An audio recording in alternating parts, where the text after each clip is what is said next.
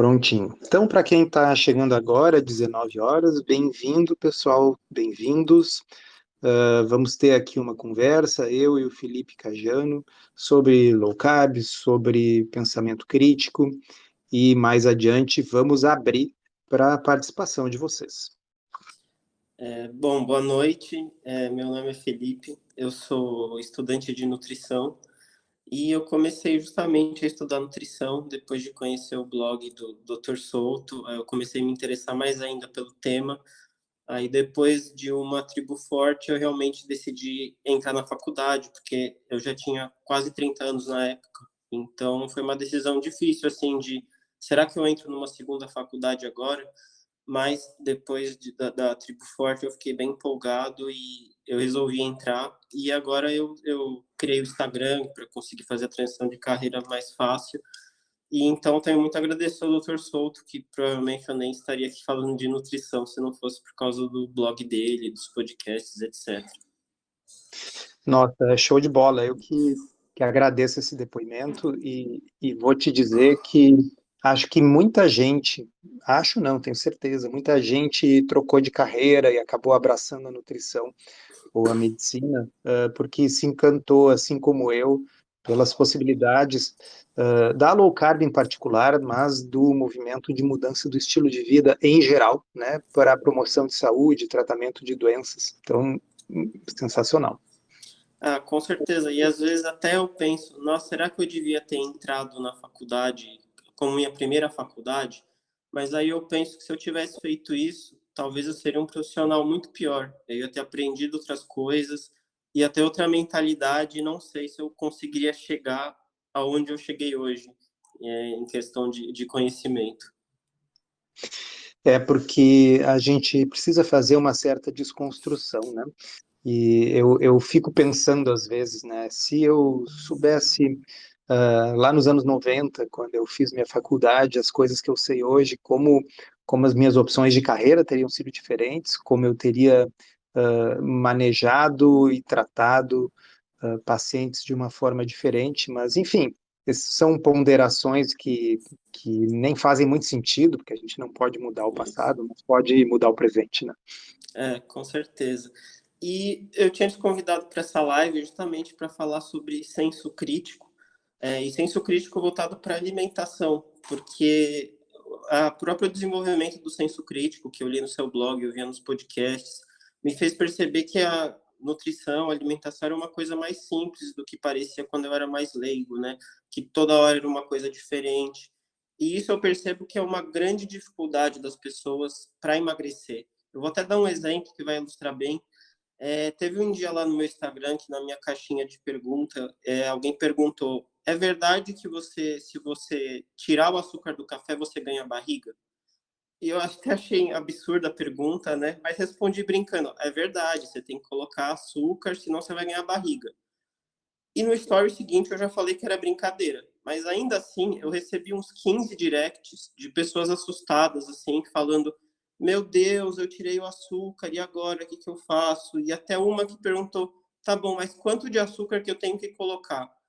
E aí eu fiquei, assim, meio chocado, porque pensei: nossa, a pessoa deve ter passado muito tempo para conseguir tirar o açúcar, e ela lê qualquer coisa na internet, ela já muda toda a ideia. Ah, não, agora tem que colocar açúcar de novo.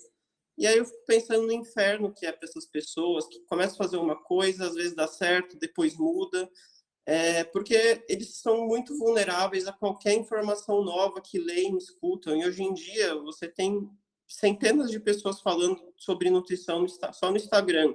Ainda tem os portais, tem a TV, e essa pessoa fica muito vulnerável a qualquer informação nova mudar o que está fazendo. E aí não vai conseguir emagrecer mesmo.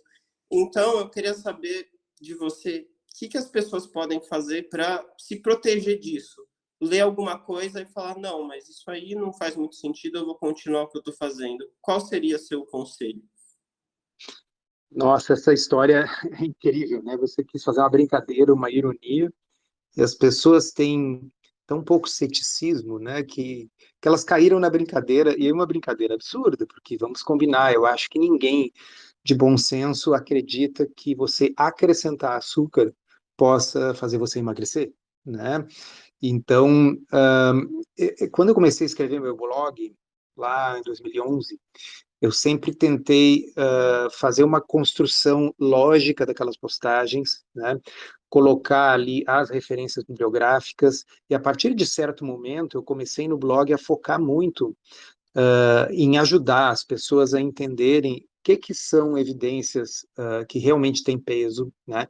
Que não é só a opinião de alguém ou que alguém escreveu em jornal e revista ou uma entrevista que a gente viu na televisão, mas que o que realmente deve embasar as condutas são os estudos científicos, e dentro dos estudos tem toda uma hierarquia, né? Desde esses mais simples que a gente vai comentar aí daqui a pouco, que são só observacionais, que tem muito problema, até os experimentos.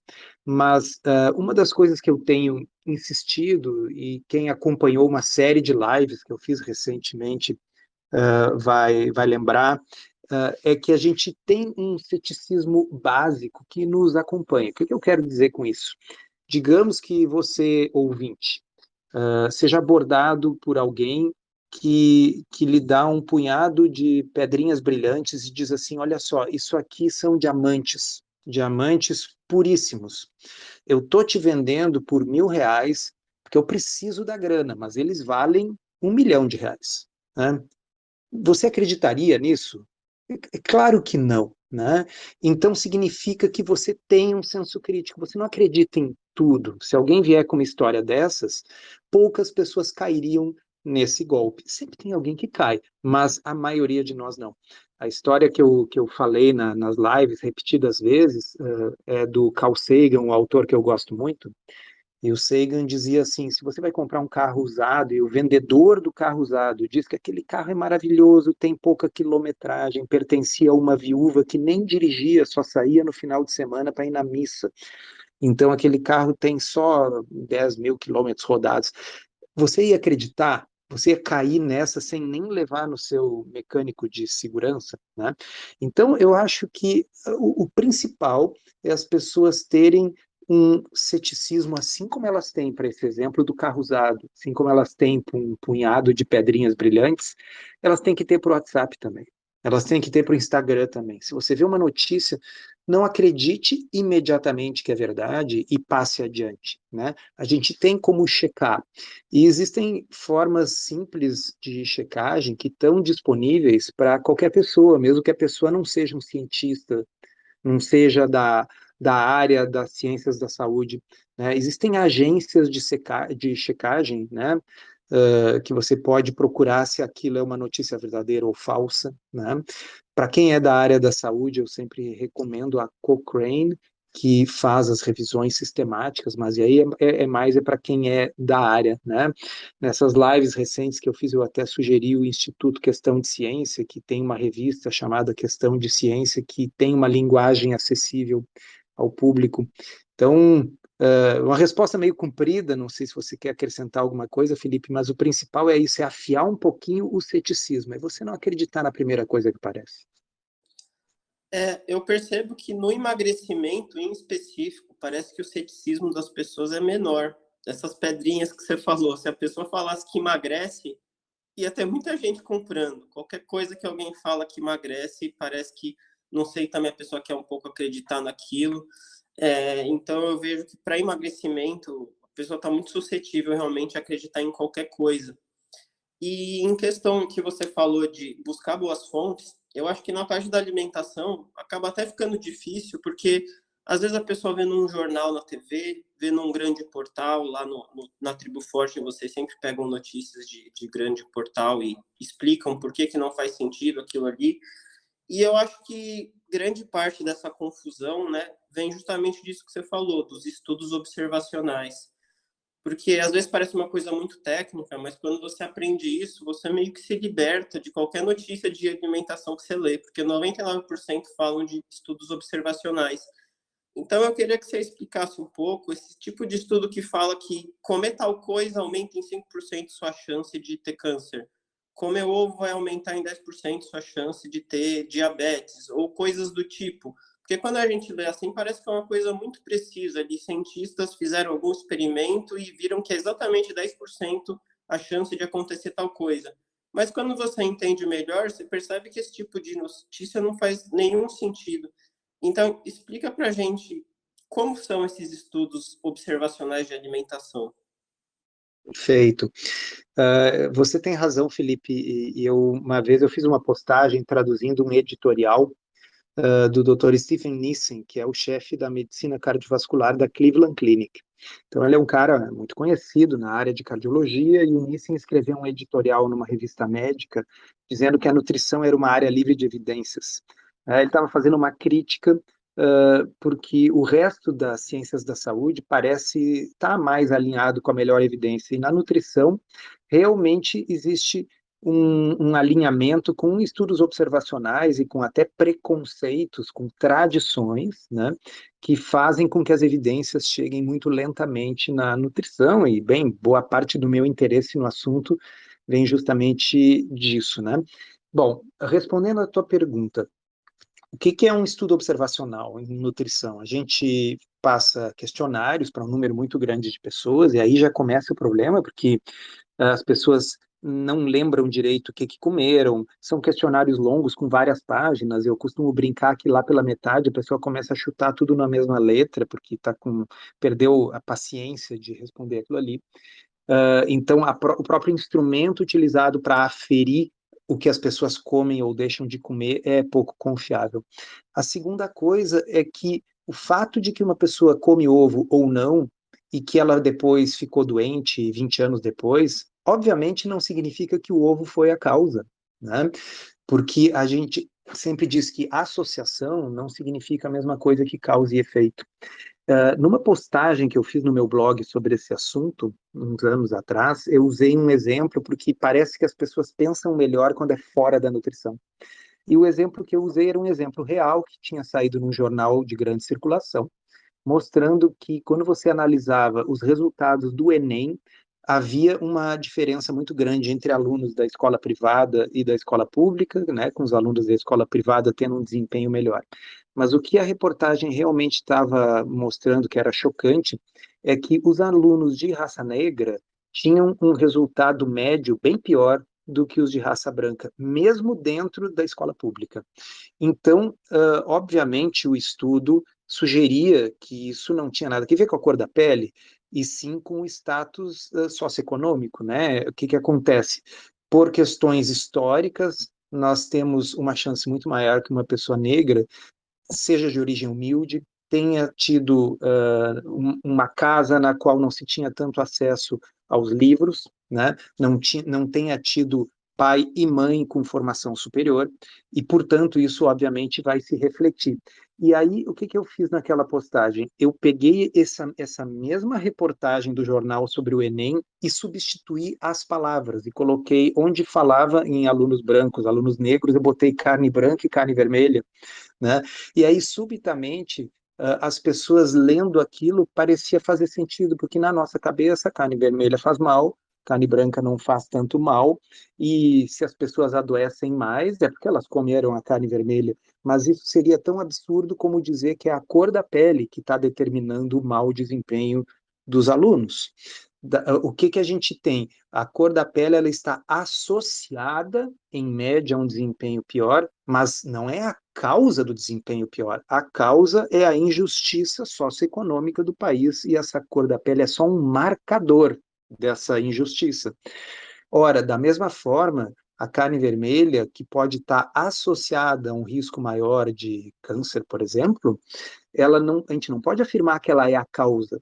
E nos estudos, quando a gente vai ver, frequentemente o que nós vemos? As mesmas pessoas que comem mais carne vermelha são as mesmas que fumam mais, que são mais sedentárias, que cuidam menos da saúde em geral, né? E como é que nós vamos poder dizer que é a carne vermelha? Então, a forma da gente escapar desse problema, desse paradoxo, desse grande problema dos estudos observacionais, é nos basearmos mais em estudos randomizados, em experimentos, nos quais você realmente seleciona um grupo de pessoas, sorteia a metade para seguir um tipo de dieta, outra metade para seguir a sua dieta tradicional, e depois de um tempo você avalia os desfechos. Então, muito da nutrição é baseada nesse tipo de estudo muito ruim, observacional cheio de vieses, né? E uma consequência disso, Felipe, é que se a gente olhar as manchetes, todo mundo sabe isso que eu vou dizer, elas se contradizem o tempo todo. Então, o ovo não faz mal, mas agora o ovo faz mal. Mas agora, se você comer até 3 ovos, não faz mal. Mas agora, cada ovo que você come equivale a 5 cigarros. Então, por que que acontece isso? Porque o tipo de estudo que está sendo usado, o observacional, ele simplesmente é muito ruim. Ele serviria no máximo para levantar uma hipótese para ser testada num experimento de verdade. Então, também a mídia tem parte da culpa na coisa, porque a mídia não deveria repercutir esse tipo de estudo. Eles usam isso porque dá cliques, né? E até você falou da carne vermelha, geralmente quem come mais carne vermelha é quem come mais McDonald's nesses estudos, né? Dificilmente a pessoa tem o hábito de comer ali um filé com salada ou batata que seja, é no fast food. É, e Justamente. e o que você falou da mídia é verdade. Então, acho que uma dica prática é sempre que você lê uma notícia, antes de ficar assustado ou chocado, vai ler ali se está falando de estudo observacional, às vezes está como estudo de coorte, ou a palavra associação. Se você vê que é isso, você nem precisa ler mais, já pode descartar e partir para a próxima. E, infelizmente, eu vejo que até tem profissionais da saúde que acabam replicando esse tipo de notícia como se fosse um estudo realmente que comprovou alguma coisa. E falando em profissionais da saúde, a gente já falou um pouquinho aqui dos estudos observacionais. Tem alguns outros profissionais que acabam fazendo explicações aparentemente muito detalhadas. Eles falam, se você tomar isso, vai ter uma ação dentro da sua célula que vai fazer isso, isso e isso. E quando a pessoa ouve, parece uma coisa muito convincente. E é o que você fala bastante sobre mecanismos. Então, às vezes, tem alguém que fala, olha, você não pode comer muita carne porque isso vai mudar o tipo de bactéria que tem dentro do seu intestino, isso faz mal. A gente ouve muitas explicações assim com base de mecanismos e acaba parecendo uma coisa que tem muito embasamento. Como a gente pode entender melhor essa parte? Excelente pergunta. O nome disso é mecanicismo, ou seja, a gente se basear no mecanismo biológico, na forma como aquela substância age em nível celular para decidir se aquilo é bom ou não, se a gente deve usar ou não. Qual é o problema disso? É que o corpo humano é extremamente complexo. E quando você pensa num mecanismo, você está pensando em um dos vários mecanismos. Ou se você pensa que aquele suplemento alimentar ele age numa determinada enzima, você está ignorando todas as outras 200 enzimas nas quais ele age também e cujo resultado final pode ser ruim ao invés de bom. Então, na prática, o conhecimento dos mecanismos serve apenas e exclusivamente para postular uma hipótese. A ciência, pessoal, ela é uma atividade empírica. Significa que a gente formula a hipótese e a gente vai testar, vai fazer um experimento, vai primeiro testar em animais, vai testar in vitro, mas depois a gente vai testar em seres humanos. Uma coisa interessante para vocês terem uma ideia é assim, a indústria farmacêutica, quando começa a pesquisar um novo medicamento, uma nova droga, ela sempre parte da plausibilidade biológica, ou seja, faz sentido do ponto de vista biológico que aquela molécula vá ser boa para determinada doença. Mesmo partindo da plausibilidade biológica, normalmente, de cada 5.000 compostos novos que a indústria farmacêutica sintetiza, apenas um vira remédio, em média 10 a 12 anos depois. Né? Porque muito daquilo que deveria funcionar, quando a gente testa, na prática, não funciona.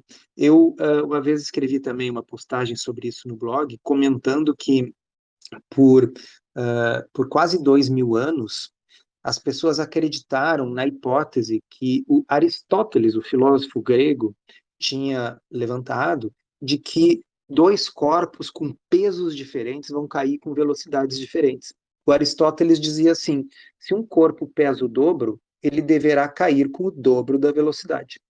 Veja, é plausível isso? Plausível é, faz algum sentido, né? No entanto, na época do Aristóteles, os gregos eles achavam que eles podiam resolver todo o mundo, tudo só pensando. Tá? Acontece que, como eu disse, o mundo ele é mais complexo.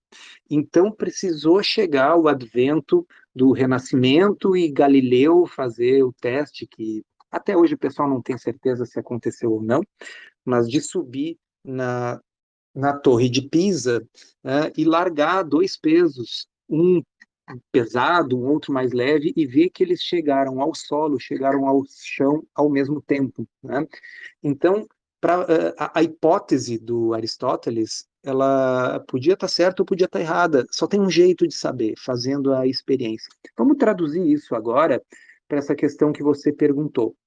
Um, eu vou dar um exemplo concreto. Por muito tempo se acreditou que a vitamina E e o selênio deveriam ser bons para a próstata, né? Porque se sabia de estudos observacionais que homens que tinham níveis mais altos de selênio e de vitamina E tinham uma chance menor de ter câncer de próstata. Então se resolveu finalmente fazer um ensaio clínico randomizado com milhares de homens que foram sorteados para receber só vitamina E, só selênio, vitamina E com selênio e placebo. E Felipe, o único grupo que se deu bem nesse estudo foi o grupo placebo. Os outros tiveram uma incidência maior de câncer de próstata, ou maior de diabetes, ou maior de ambos.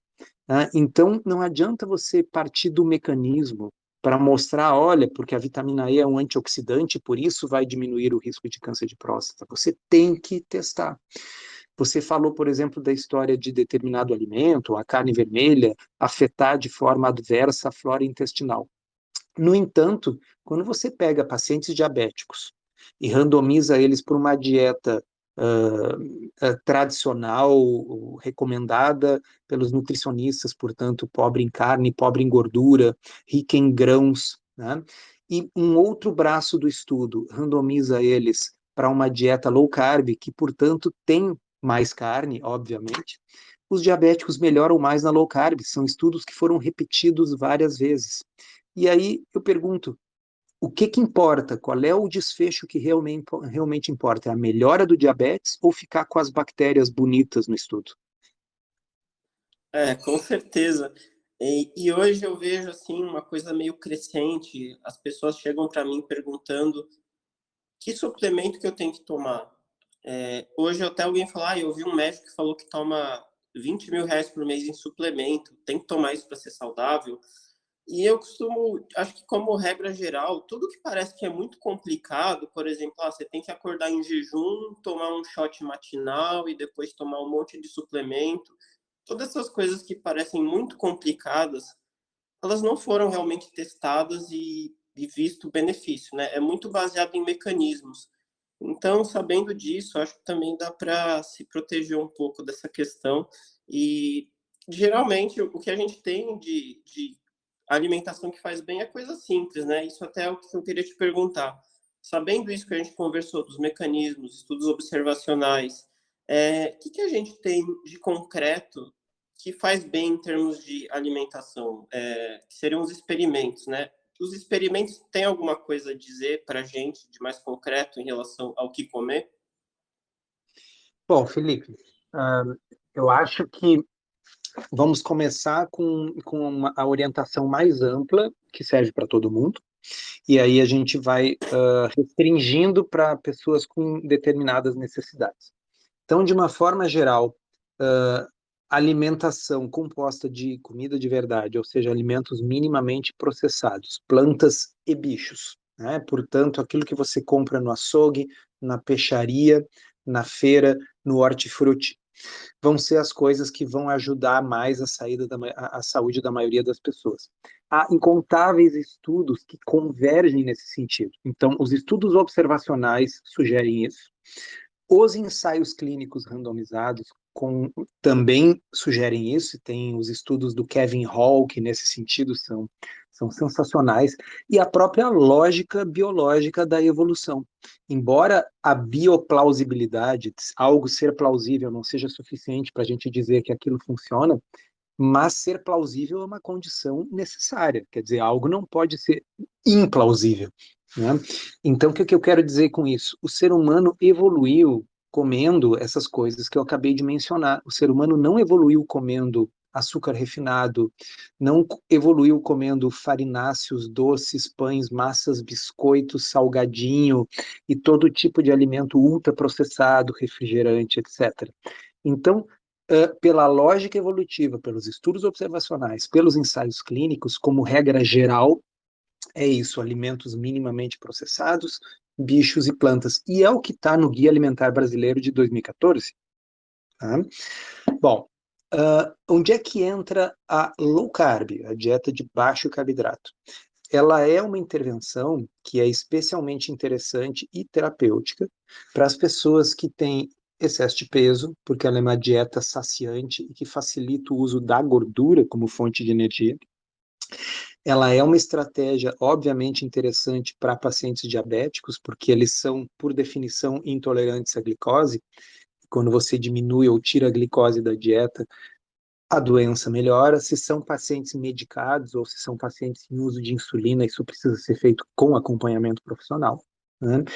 E numa proporção muito grande das pessoas hoje em dia, que são quem? As pessoas com síndrome metabólica e resistência à insulina, né? O que é a síndrome metabólica? Um conjunto de alterações que inclui glicose alterada, triglicéridos altos, o HDL, que é o colesterol bom, baixo, pressão alta, gordura no fígado, aumento da circunferência abdominal. Se a gente for ver na nossa população, a maioria das pessoas se enquadra em algum desses critérios. Portanto, a estratégia de reduzir os carboidratos, ela pode ser terapêutica para esses casos. Não significa que toda a população precisa reduzir carboidratos. Agora, as pessoas saudáveis e que queiram continuar saudáveis, elas devem pelo menos reduzir os refinados, né? Então, o açúcar e os farináceos. Provavelmente isso é uma coisa que sirva para todo mundo. Eu acho que quando a pessoa passa a comer menos ultraprocessado, é impossível ela não diminuir a quantidade de carboidrato que ela está comendo. Porque uma dieta com muito carboidrato, se você, mesmo que você coma banana e coisas assim, não vai se comparar a você comer um biscoito ou chocolate. Até já fiz alguns posts comparando, por exemplo, 100 gramas de biscoito de polvilho tem 85 gramas de carboidrato e uma banana tem 30.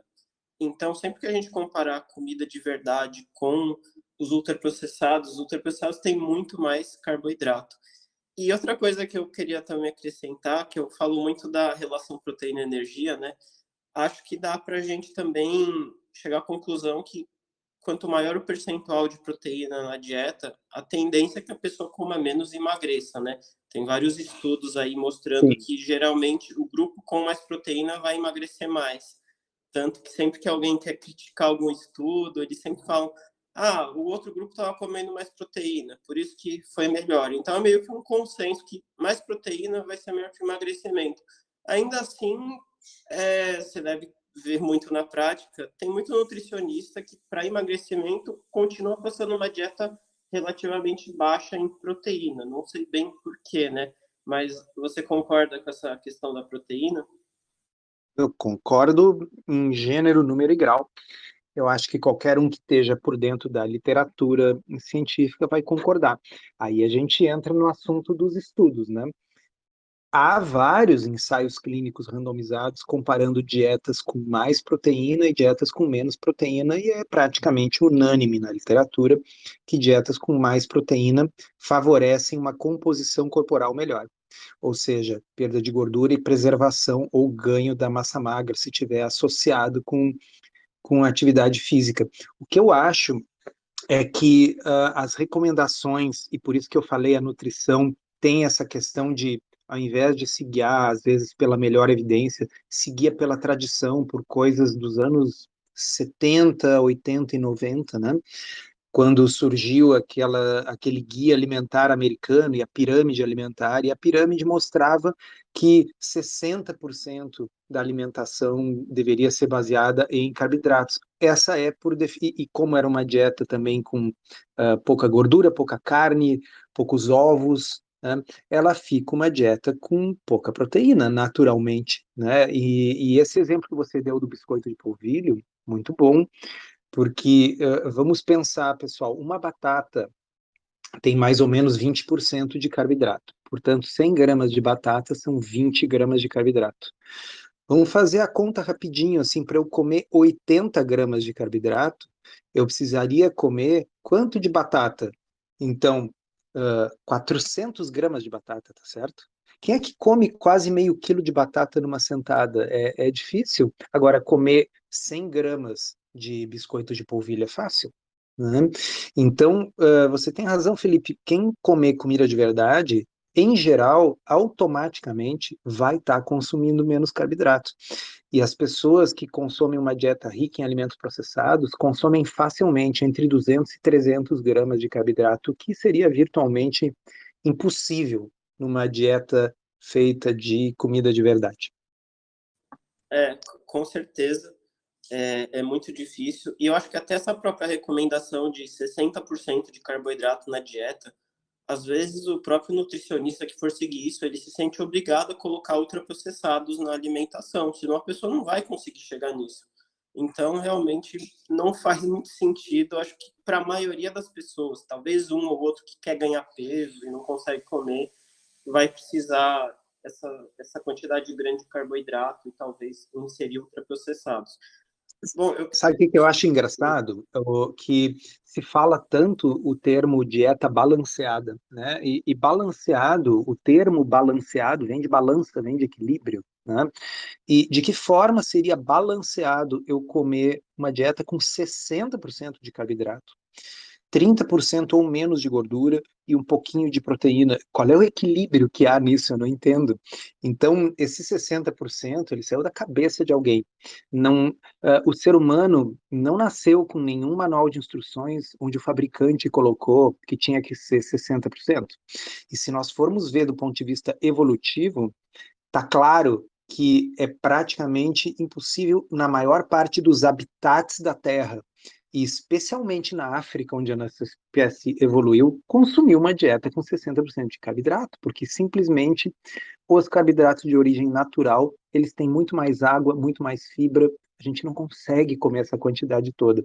E aí você disse bem, Felipe, o pessoal se baseia em uma pirâmide alimentar que saiu, repito, da cabeça de alguém, que não é baseada em evidência, que não é baseada no tipo de estudo randomizado que nós estávamos falando antes, né? E sente a necessidade de fazer ficar entre 50% e 60% de carboidratos. E aí você vê aquelas dietas na qual a pessoa acrescenta uma torradinha integral aqui, 2 biscoitinhos integrais a colar, mais um arroz, mais não sei o quê, para conseguir atingir esse 50, 60, como se isso fosse necessário. eu até estava vendo outro dia um estudo que analisou o que as tribos tradicionais comem, né? Índios, assim, no geral, pelo mundo. E tem até alguns que não fazem low carb, mas não tinha nenhuma tribo que consumiu uma quantidade alta de carboidrato, que eles chamam de high carb. Então, tem umas que fazem low carb, acho que até a maioria. Outras comem uma quantidade maior de carboidrato, até pela disponibilidade do local, mas não tem nenhuma que realmente consuma uma quantidade altíssima de carboidrato em gramas, porque é uma coisa que na natureza não tem como. Você tem que acabar adicionando alimentos mais refinados para isso.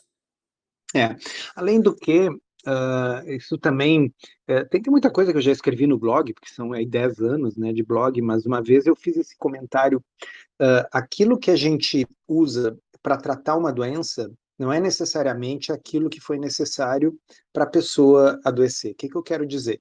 Né? Uma pessoa que está com dor de cabeça e tomar uma aspirina vai melhorar. Isso não significa que a causa da dor de cabeça seja a falta da aspirina, né? Então, não necessariamente as pessoas, essas populações de estilo de vida tradicional, que daqui a pouco, deixa eu só cortar uma ligação aqui que está entrando, só um minuto. Então, não, uma população de estilo de vida tradicional que consoma uma grande quantidade de carboidratos naturais, não processados, frutas e raízes, ela não vai adoecer, não vai ficar obesa, não vai ficar diabética. Agora, comprovadamente, para uma população que já está obesa e diabética, a estratégia low carb é uma das mais eficazes, se não a mais eficaz. Então, talvez a pessoa não engorde ou fique diabética por falta de low carb. Mas uma vez que ela engordou e ficou diabética por excesso de carboidratos ruins, processados, ultraprocessados, esta pessoa que se encontra doente, bem, agora ela se beneficia da restrição terapêutica dos carboidratos. Não sei se me fiz claro. Acho que fez sim, bastante. Queria agradecer as perguntas que você respondeu e a gente tinha combinado, né, de abrir um espaço aqui para o pessoal fazer as perguntas e acho que pode começar a chamar o pessoal agora, como que vai ser. Perfeito. Então, quem quiser fazer a pergunta, clica no íconezinho ali de levantar a mão. É a primeira vez que eu vou usar, então agora nós vamos descobrir juntos aqui. Eu vou chamar o Abner para participar. Fala, Abner. Boa noite a todos que ouvem. Tudo Eu bem? tenho acompanhado, eu tenho acompanhado já há alguns anos o blog e algumas intervenções, algumas sugestões que são feitas, e eu venho notado a substituição de uma ideia de que a melhor abordagem é necessariamente low carb, high fat, para uma abordagem que talvez seja melhor low carb, high protein. E isso não só para perda de peso, como também constituição de massa magra e estilo de vida saudável mesmo. Mas como eu me introduzi nesse universo em uma lógica high fat também, eu sempre optei por cortes mais gordos de carne, né? Eu sou um fascinado por carne. A minha pergunta é: essa abordagem com mais proteína apenas nos faz refletir sobre aquele acréscimo de gordura típico das dietas high fat, e sem a necessidade de cortar as carnes mais gordas, ou é uma reflexão também por repensar a opção, por exemplo, do uso de manteiga à vontade na hora de fazer um prato, enfim, de usar banha de porco e cortes de carne mais gordos, né? Mais proteína e um tanto menos de gordura. Significa também pensar em cortes mais magros? Excelente pergunta, Abner. E eu acho que você captou realmente o movimento que houve, porque enfim, a gente evolui o pensamento, os estudos vão também mostrando e derrubando algumas hipóteses. Eu vou te dizer assim, eu acho que para o indivíduo que vem de uma alimentação ocidental padrão, que está comendo muita coisa errada e que está com resistência à insulina, obesidade, diabetes, muitas vezes só cortar o carboidrato, mesmo mantendo uma dieta bem alta em gordura, já produz resultados prodigiosos. Mas o que a gente vê é que muita gente depois de emagrecer um tanto, melhorar um tanto, empaca. E aí você vai ver a pessoa está usando uma quantidade excessiva de gordura. E a substituição realmente por mais proteína, em termos proporcionais, o que significa manter o carboidrato baixo e reduzir a gordura também, portanto, como você bem pontuou, escolher cortes mais magros e tal, parece ser uma excelente solução. E o Felipe também escreve bastante sobre isso, né, Felipe? Eu falo bastante da relação proteína-energia e eu acho que não é que a pessoa não pode mais comer carne gorda, mas tem algumas pessoas, assim, na low carb, que às vezes tem a mentalidade que o corte magro é proibido.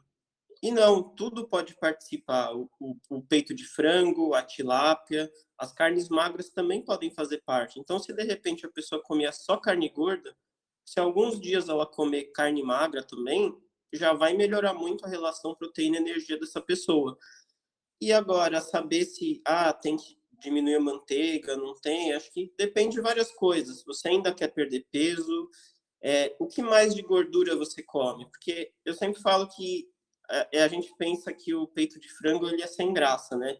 Mas de repente, quando você come peito de frango, talvez seja o melhor momento de você colocar um queijo junto, um bacon junto, ou dependendo do caso, até um pouquinho a mais de carboidrato só. Agora, se você só come corte gordo, os acompanhamentos, em tese, deveriam ter menos gordura. Então, você vai comer um cupim, talvez não seja a hora de você colocar o bacon e o queijo. Então, vai depender tudo desse seu conjunto. Você já come muita gordura além dos cortes gordos ou não? Você só come salada. Aí fica mais fácil colocar o corte gordo. Então, tem que analisar o que você está fazendo e também o seu objetivo. Você já está no seu peso ideal e você faz bastante exercício, de repente você consegue manter uma dieta com mais gordura também. Você está gastando mais energia, você pode comer mais energia. Aí vai depender de caso a caso. Mas, em geral, eu vejo que dá muito resultado quando a pessoa foca em comer a proteína. Se vier gordura junto, tudo bem, mas o foco maior é na proteína mesmo e não na gordura. Feito, e eu vou dar um outro exemplo. Eu tenho uma paciente diabética que pesa 49 quilos, né? E então ela não quer e não deve emagrecer. Ela deve manter uma proteína alta para preservar a massa magra, mas e como é que eu vou impedi-la de emagrecer em low carb? Ela precisa low carb porque ela é diabética. Ela tem que comer bastante gordura. Então, essa é uma paciente que eu mando comer cortes mais gordos, que eu mando comer laticínios, incluindo queijo, creme de leite, que eu mando fazer receita com pasta de amendoim, todas essas coisas deliciosas que a maioria das pessoas que está com dificuldade de emagrecer precisa cortar. Mas essa situação é uma minoria, vamos combinar, né? A maioria das pessoas luta com o emagrecimento. Num primeiro momento, só tirar os carboidratos já produz resultado, mas em geral, para chegar na composição corporal que a pessoa está buscando, convém também cuidar o excesso de gordura, focar na proteína.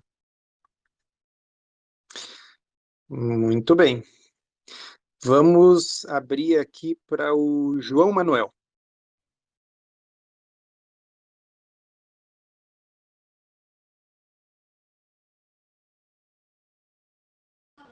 Olá, boa noite. Tá o nome João Manuel, mas é porque é o nome do meu filho. Me chamo Milka. E assim, eu tô fazendo low carb faz mais ou menos 2 meses. Eu já emagreci uns 12 quilos, que eu preciso me pesar de novo, mas por aí. Porque eu emagreci 10 quilos em um mês, né? E eu continuo queimando, eu percebo isso.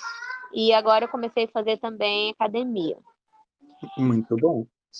Agora, sim, aconteceu algo, né, depois de um mês de low carb, que eu não tinha, eu não sei se tem a ver com a low carb. Eu comecei a ter um pouco de prisão de ventre. Aí eu não sei se é por causa da low carb, porque eu como muito, eu como bastante alface, brócolis com proteína, né?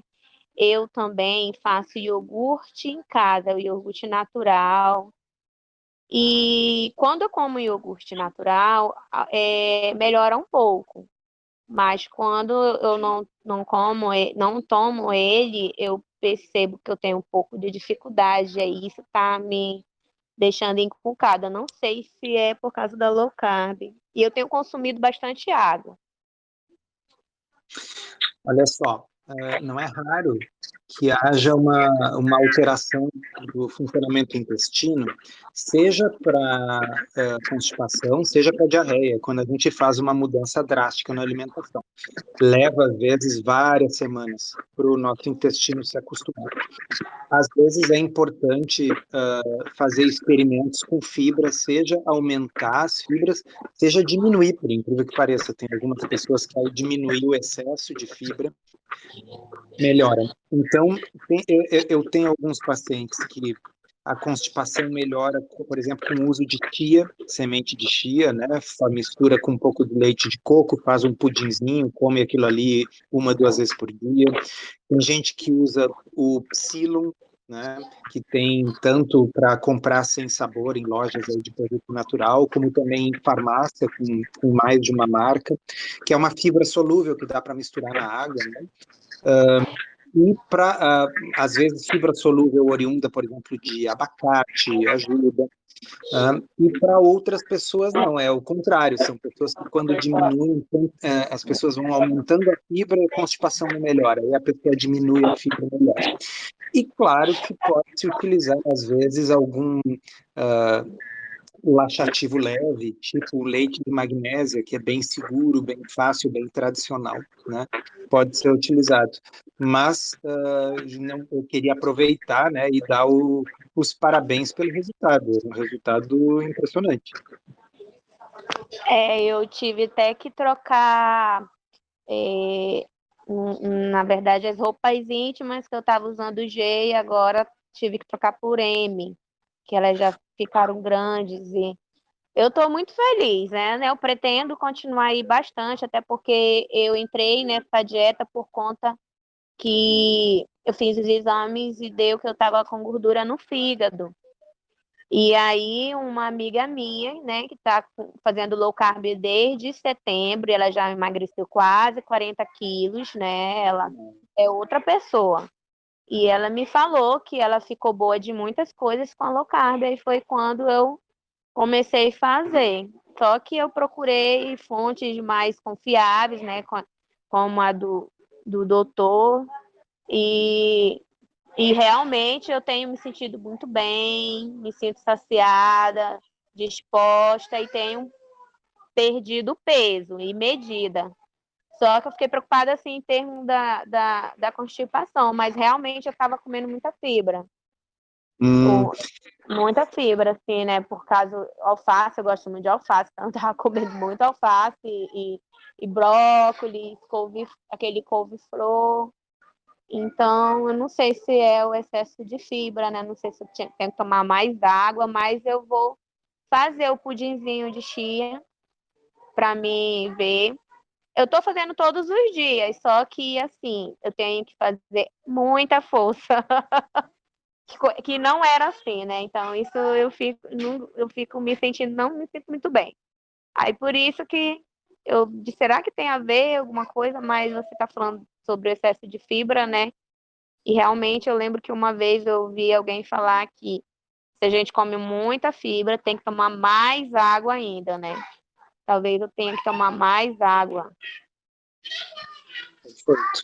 Então eu vou passar para o próximo aqui para a gente dar oportunidade para mais gente, mas parabéns. Tá, obrigada. E eu aqui agradeço, assim, vocês de estar ajudando as pessoas. Isso é ajudar, né? A gente tem tido bastante, assim, progredido, né? E eu tenho visto que realmente dá certo. Parabéns. Obrigado. Legal, hein, Felipe? Eu queria só fazer um comentário para quem está ouvindo aqui, às vezes deve ter pensado, nossa, ela perdeu 10 quilos num mês e eu perdi um, perdi dois, será que estou fazendo algo de errado? Só para deixar claro que perder 10 quilos num mês é uma coisa extremamente rara e às vezes a pessoa tinha muito peso para perder. Só falar isso porque já chegou pessoas para mim e às vezes perdeu 4 quilos num mês, que é muito, e a pessoa totalmente decepcionada porque não perdeu 10 quilos no mês. Então, só deixar esse alerta aí para o resto das pessoas. E, claro, dou parabéns para ela. Perfeito, super bem colocado. Rafael, fale, Rafael.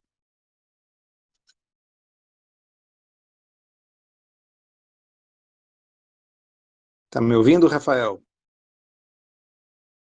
Boa noite. Opa, boa noite. Boa noite.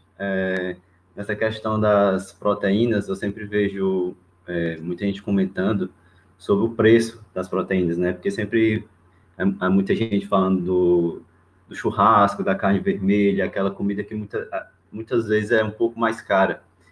E eu queria saber justamente essa questão de como seria uma forma de fazer uma alimentação com um bom nível de proteína e que ao mesmo tempo seja mais barata do que a dieta padrão de uma pessoa de classe média um pouco mais alta, sabe?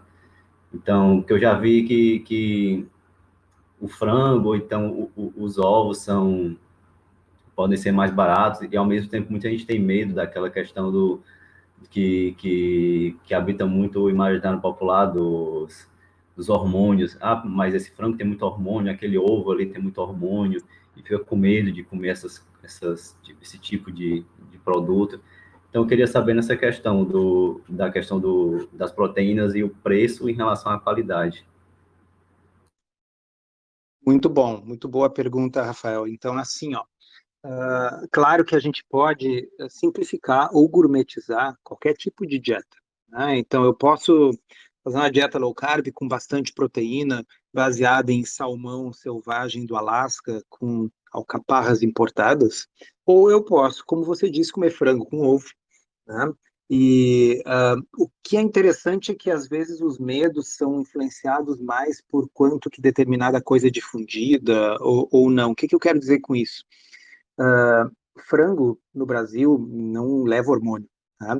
Então eles crescem rápido, tem bastante peito, carne de peito e tal, por uma seleção genética da raça, mas não tem hormônio porque isso não é permitido por lei, e inclusive boa parte da nossa produção é para exportação e as coisas nem seriam aceitas para exportação. Mas dito isso, isso seria verdade também para vegetais, né? Quantos vegetais que a gente come que efetivamente são cheios de agrotóxicos, né?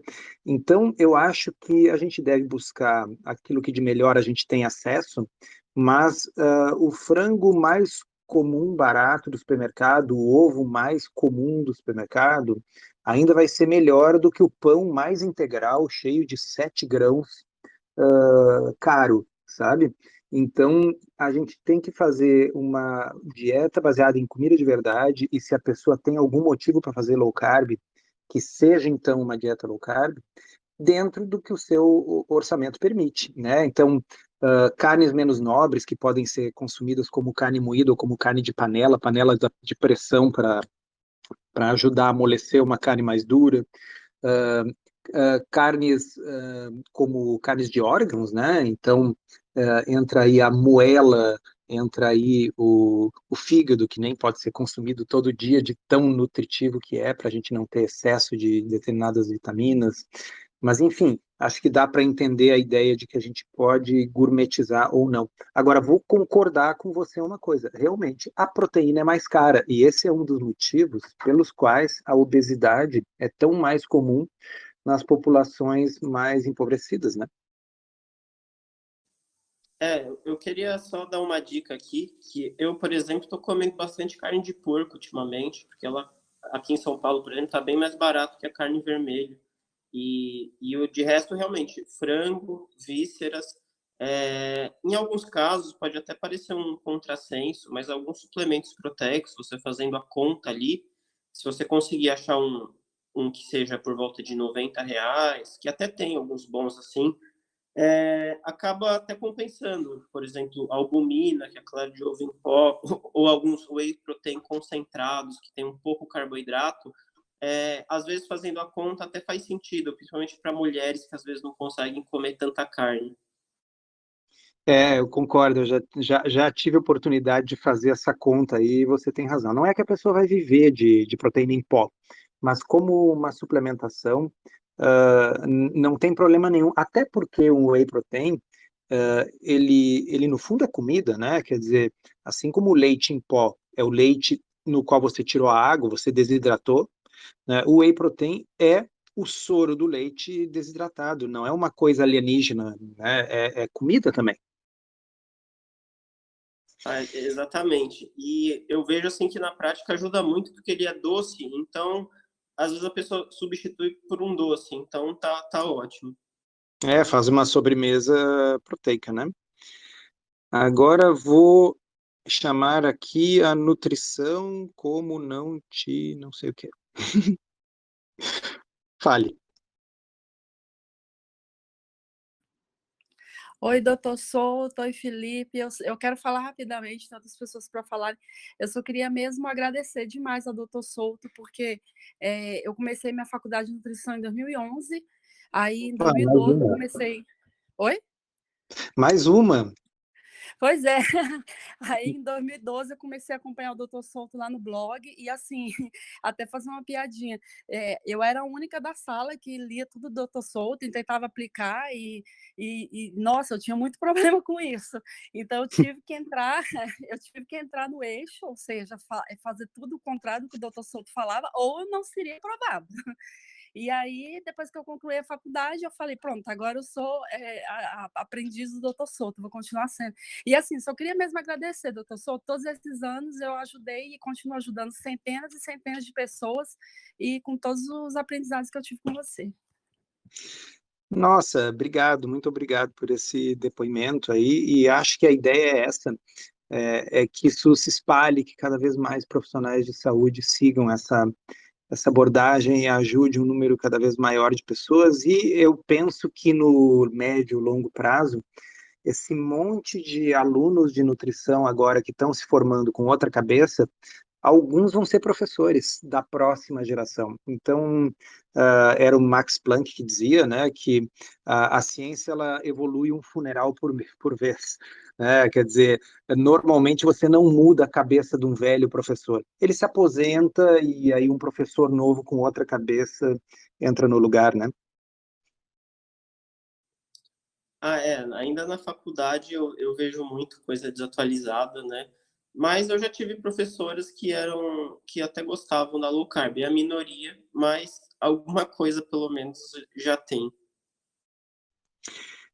Nós não vamos conseguir que todo mundo participe, né? Eu combinei com o Felipe que a gente ia fechar em 1 hora, temos ainda uns minutinhos, então vou pedir para o pessoal ser breve. Vou chamar aqui a Eliana.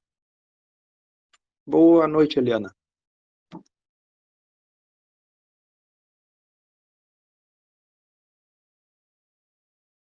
Alô, Eliana? Não sei se a Eliana está nos ouvindo. Vamos chamar aqui o Rodrigues. Boa noite.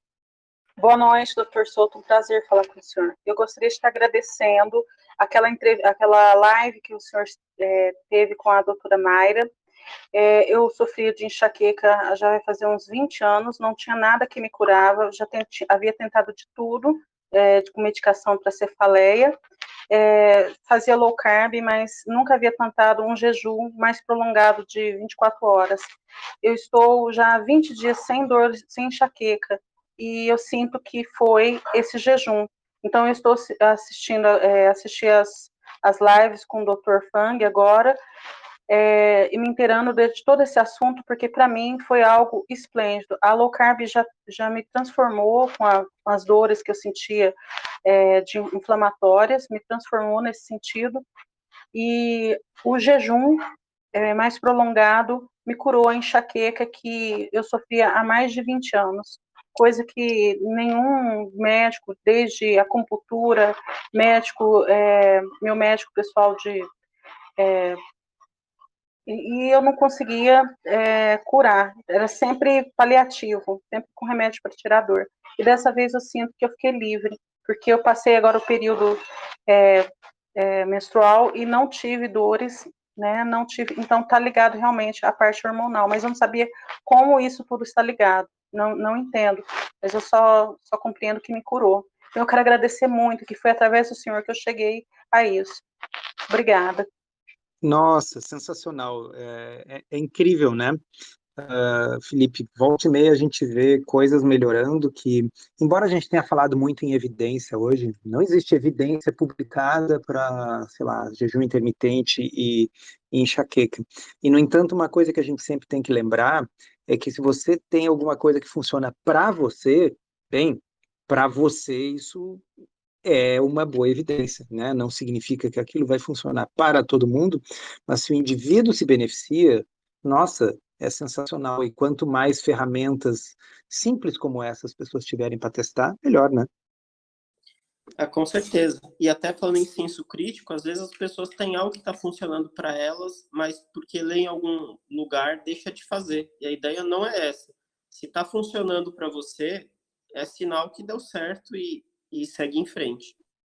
É o desfecho mais concreto que tem, é a coisa estar funcionando para você. Vamos chamar a última pessoa aqui, o Eslan Oliveira. Fale, Eslan.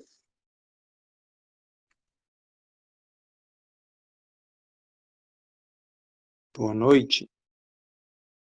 Estou me sentindo um radialista.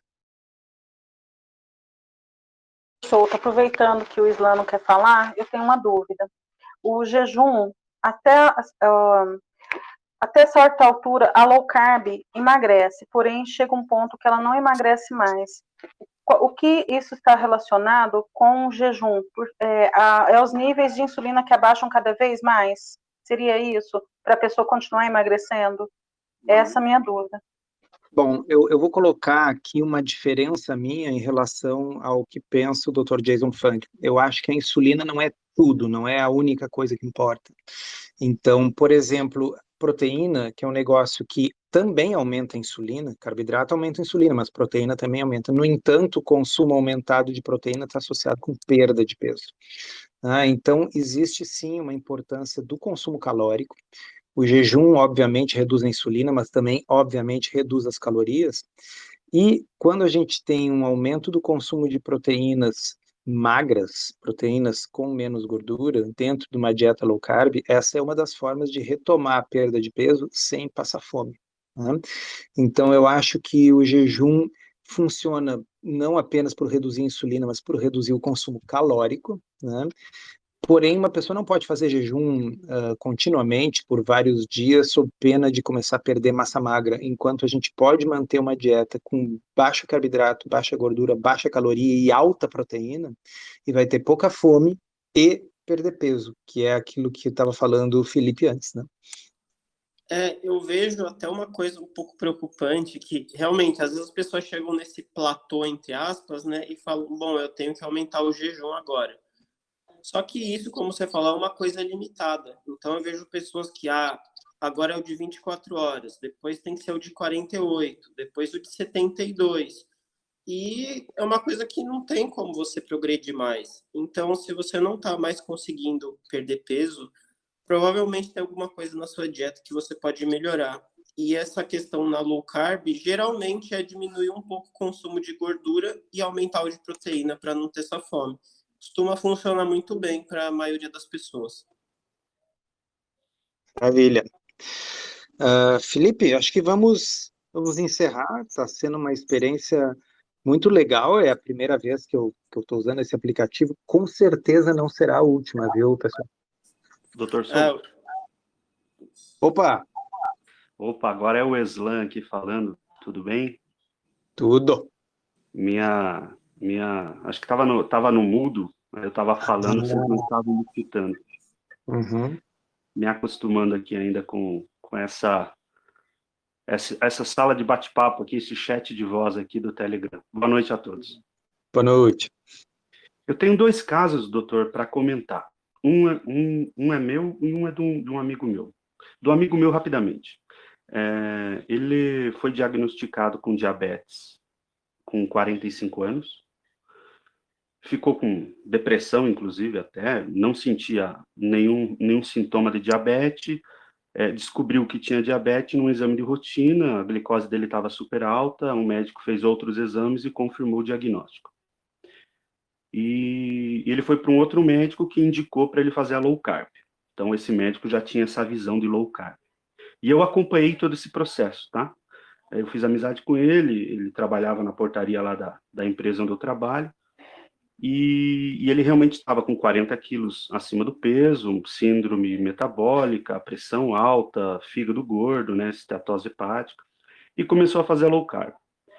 Em 3 meses, os níveis de açúcar, glicose dele, os triglicerídeos, estavam todos normais, depois que ele repetiu os exames. Caramba. Mesmo assim, o médico falou para ele manter a low carb. E ele, vou dizer aqui uma palavra, não sei se é exatamente essa palavra, ele caiu da low carb, vamos dizer assim, ele se desviou do caminho da low carb, voltou a tomar refrigerante, voltou a tomar uma cerveja, que a gente sabe que é um pão líquido, voltou a comer carboidrato em excesso, né? Por quê? Aí o médico até explicou para ele, olha, você tem uma compulsão alimentar, retome a low carb, ele retomou, e ele caía algumas vezes da low carb, e isso levou mais ou menos 1 ano. Até que ele engrenou na low carb. Quando ele engrenou na low carb, ele ficou 1 ano fazendo low carb certinho. Então, assim, ele emagreceu o que ele tinha que emagrecer, tomou gosto por exercício, começou a fazer a caminhada de leve, aí hoje ele já corre meia maratona, né? Só que hoje ele come ainda, de vez em quando, uma pizza. Então, a cada 3 meses, ele diz que tem o prazer de sentar com a família e comer uma pizza. A cada 2 meses, ele assiste um jogo de futebol tomando cerveja. Ele vai muito à feira, até para manter a alimentação dele low carb. Na feira, a cada 2 meses, ele come um pastel. Essas escapadas que ele dá de vez em quando não atrapalha ele, no sentido do que eu quero dizer, no sentido que ele é diabético, ele tem intolerância à lactose, e de vez em quando ele come uma pizza, de vez em quando ele come um pastel, de vez em quando ele tomar uma cerveja, não atrapalha ele? Essa era a pergunta. E hoje ele faz, então, além dele manter a low carb no cotidiano dele, e de vez em quando ele dá essas escapadas, ele ainda faz exercício físico quase todos os dias, né? Eslan, então assim, ó, se a coisa é eventual, se é uma escapada esporádica, normalmente não tem problema. Para a reversão do diabetes e da síndrome metabólica, diabetes tipo 2, a gente está falando aqui, é muito importante a perda de peso. Então, se essas escapadas bem esporádicas, bem de vez em quando, não estão fazendo ele ganhar o peso de novo, provavelmente também não vão fazer o diabetes tipo 2 voltar. Então, é importante que a pessoa, na fase de manutenção, entenda que essas escapadas têm que ser esporádicas. O resultado vem por aquilo que a gente faz na maior parte do tempo, tá certo? Então, lógico, né? Se a gente pudesse ser o mais perfeito possível, tanto melhor será o resultado. Mas a realidade é que a vida real, no mundo real, tem que contemplar a possibilidade de alguma escapada, né? Para quem conhecer alguém diabético, quiser saber mais sobre diabetes, nós temos um curso, né, que é o Diabetes é Solução, que pode ser encontrado aí em www.diabetesasolução.com.br. Serve tanto para pacientes como para profissionais de saúde ou para alguém que, enfim, queira se informar mais. Então, Felipe, vamos encerrando nossa experiência bem-sucedida em Telegram. Foi muito legal. Só comentar rapidinho da última pergunta. Eu acho que às vezes é até perigosa essa ideia de ou você está em low carb ou você não está. Porque muita gente, ao primeiro pastel que come, ou qualquer coisa que não seja, entre aspas, low carb que come, já pensa que está fora. E aí a pessoa não come mais nada bom, porque ela já saiu mesmo. E não é assim. Se você está comendo bem na maior parte do tempo, o que você fizer de vez em quando não vai atrapalhar. Claro, no começo do tratamento, quando a pessoa está muito mal, principalmente diabético, às vezes precisa de um período maior de restrição no começo. Mas depois, o que você faz de vez em quando não vai atrapalhar. E cuidado com essa ideia de, se eu comer algo, eu estou saindo da low carb. Porque aí a pessoa, às vezes, transforma isso para, então não vou largar a mão se eu comer qualquer coisa fora aqui. E, bom, para finalizar, queria agradecer. Foi muito legal, realmente, foi bem bacana aqui. Para quem quiser conhecer o que eu falo bastante de relação proteína e energia. Eu tenho o Instagram, é o mesmo endereço aqui, felipe.cagiano, e vocês podem dar uma olhada lá. Eu sempre abro caixinha para responder pergunta, e é isso. Obrigado, Dr. Souto. Eu que agradeço, acho que foi super legal. E se eu não fizer nenhuma bobagem aqui, vai ficar gravado isso para quem quiser escutar depois. Um abraço, uma boa noite a todos.